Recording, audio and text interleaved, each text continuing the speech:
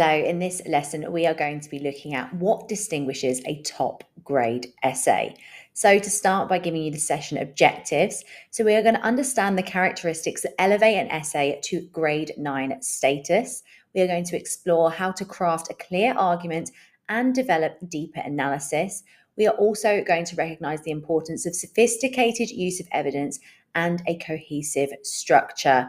So, welcome to today's lesson where we'll break down the secrets of achieving those elusive top grades. Whether you are aiming for a grade 7, 8, or 9, or any grade, especially if you're aiming for a top grade, today's tips will help you refine your approach and avoid common pitfalls.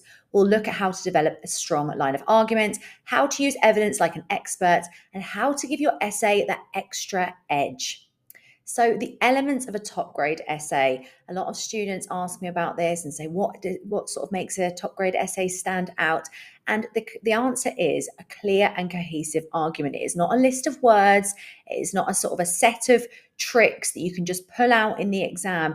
The main thing that distinguishes a top grade essay is that it is a clear and cohesive essay with a clear line of argument. And the essay consistently returns to the central thesis.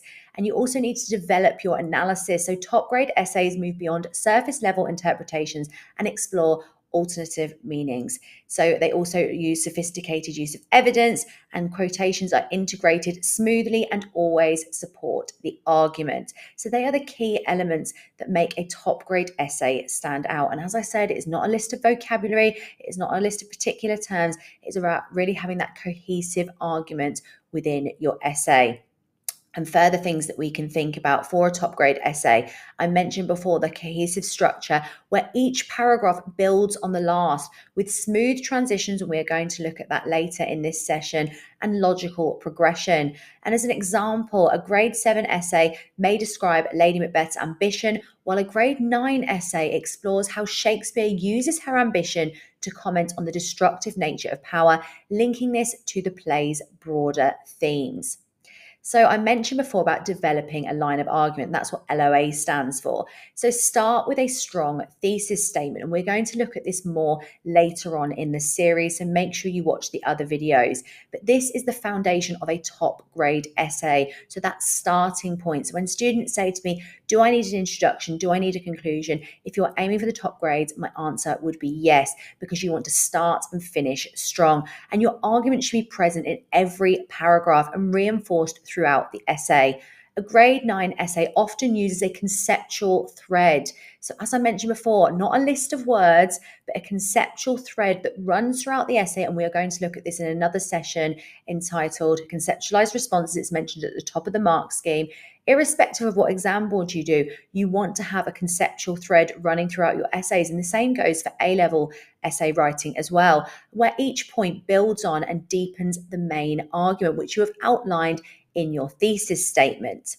And you also want to think about how you, and when we also want to think about how you do this. So instead of just saying Macbeth is ambitious, what you want to be doing is starting by saying something like Shakespeare presents Macbeth's ambition as a corruptive force, illustrating how unchecked power leads to moral decay. Now, that isn't just the entire thesis statement, but that is the foundation for your introduction, where you are outlining a conceptual thought, you are presenting an argument, presenting an idea.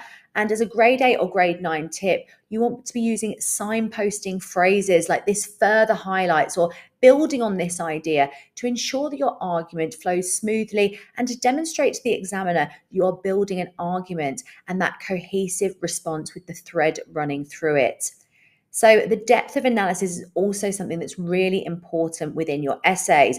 A grade 9 essay goes beyond summarizing the text. It explores hidden meanings, alternate interpretations, as I mentioned earlier on, and the writer's intentions. So consider multiple interpretations of a word or a phrase. So for example, fair is foul, that is just 3 words, but that can be understood as both a comment on appearance versus reality and as a reflection of moral ambiguity as well.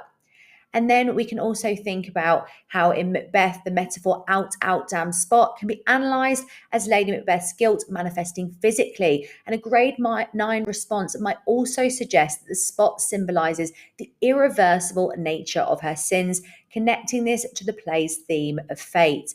And as another grade 8 or grade 9 tip, always ask yourself, what else could this mean?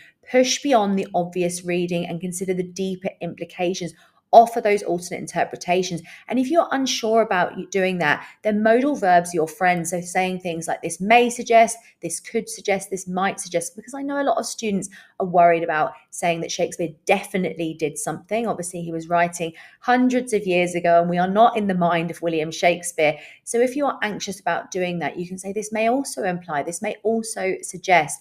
And I know that I've had students say to me in the past, doesn't that make me sound uncertain? Well, we can't be certain is the simple answer. And examiners know that, and teachers know that. And it shows that you are placing your own interpretation on the text. And actually, the highest skill, we always talk about evaluation as being a real top level skill in terms of sort of thinking and higher order thinking. But actually, creation of ideas and trying to place your own interpretation on the text, that is right at the top. And that falls within this thought of conceptualized thinking and a conceptualized response. And to continue with sophisticated use of evidence, quoting is more than just copying and pasting a line from the text, or just as the examiner's report from 2024 stated, dragging a metaphorical bag of quotations into the exam hall and then just slotting them in wherever you see fit. You need to make use of evidence judiciously. That means in a well-judged, expert manner. And it's about using evidence to support your argument. And remember, on the mark scheme, it talks about references to the text. It does not have to be long, precise quotations. Obviously, we want you to be as accurate as possible when using direct quotations, but they can be single word quotations. They can be paraphrasing. They can be references to the text alongside those quotations that you're going to be using. And top grade essays embed quotations smoothly, so they don't just chuck them in without any qualification. You're explaining where in the text they are from, who said them, and making sure that they fit nicely into your essay, ensuring that each piece of evidence is carefully selected to reinforce your point. And my advice would be, if you cannot remember an exact quotation, but maybe you can remember a couple of the key words from the quotation, rather than just abandoning that idea and thinking, oh, I can't possibly use it, I can't remember it. I mean, I can't remember half of the quotations, and I must have read Macbeth 20 times. So a lot of the time I'm there going, oh, I can't remember it exactly. But I would use the quotes, the elements of the quote that I remember. So, for example, one that I always forget is when Banquo is talking about the witches and calling them the instruments of darkness, and the fact that they kind of win them with honest trifles to betray them later in deepest consequence. If you notice, I haven't said the whole quotation there because it's a long quotation I always get in the wrong order, but I have said about 6 or 7 key words from that quotation, and I've paraphrased around it in what I've just said to you in order to demonstrate my point. And I wouldn't lose marks for that because I'm using the key elements of that quotation. So when you are revising quotations, my advice would be to highlight the key words that you really want to analyze so that they stick out in your mind. And then more on sophisticated use of evidence. As an example, Shakespeare uses the metaphor of vaulting ambition. Now, I've only got 2 words there to illustrate the overarching nature of Macbeth's desire for power. The present participle of vaulting suggests not only a physical leap, but also the reckless, uncontrolled nature of his ambition.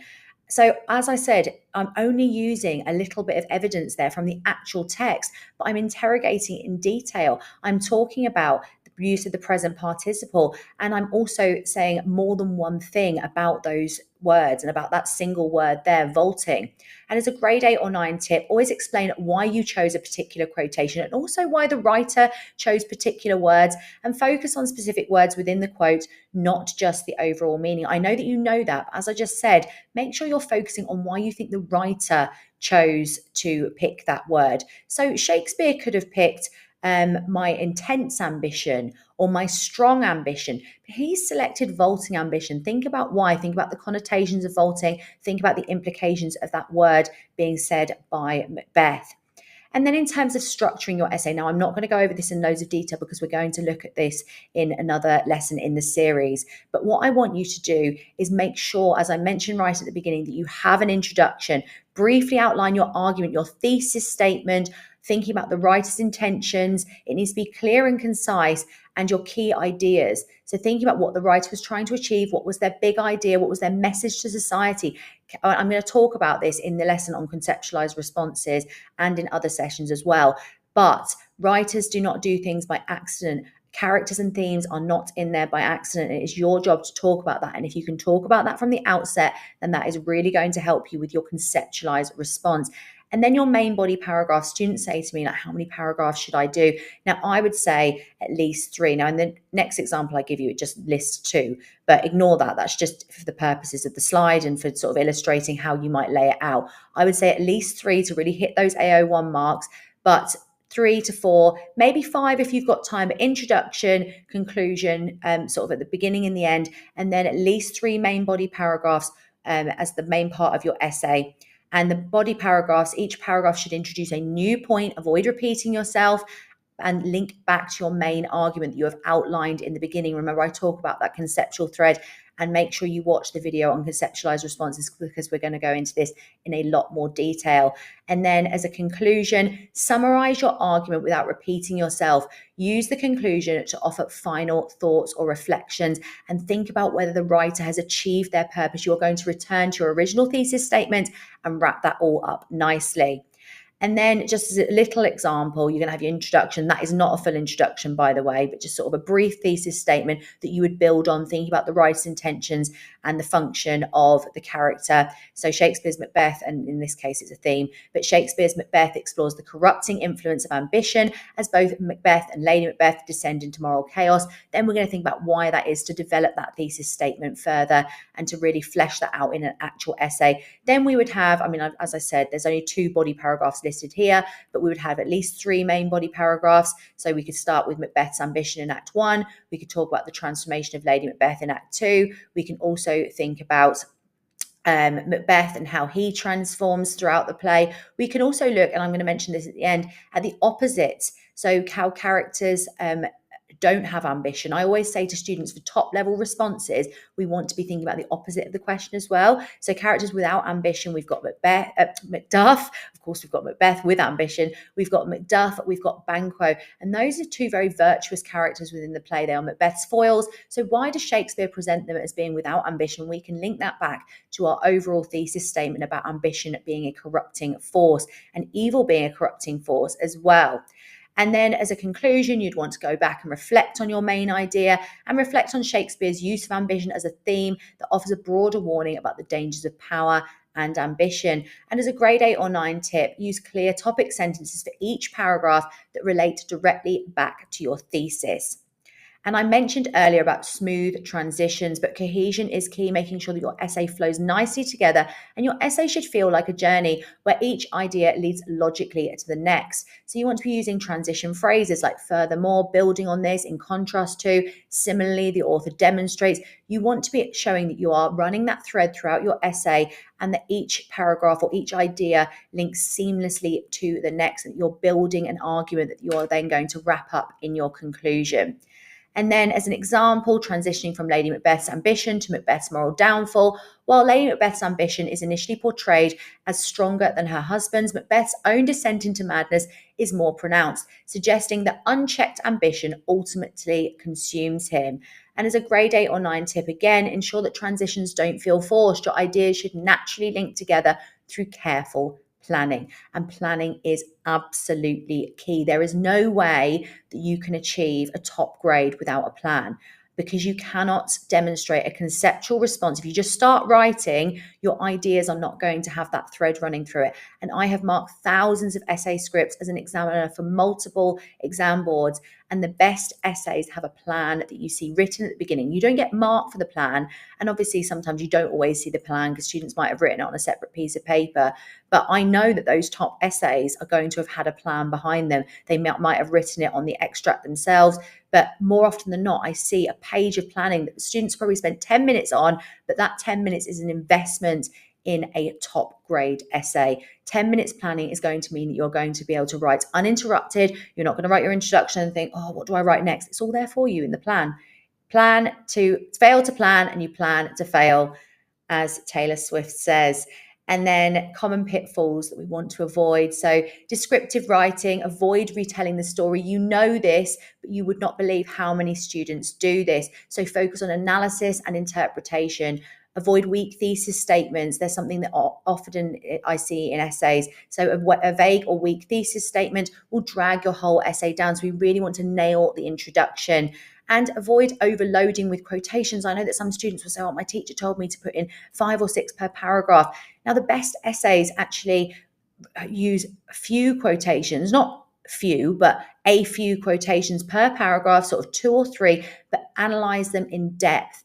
And if you put quotations in without explanation, it leads to a cluttered essay and it's very hard to follow.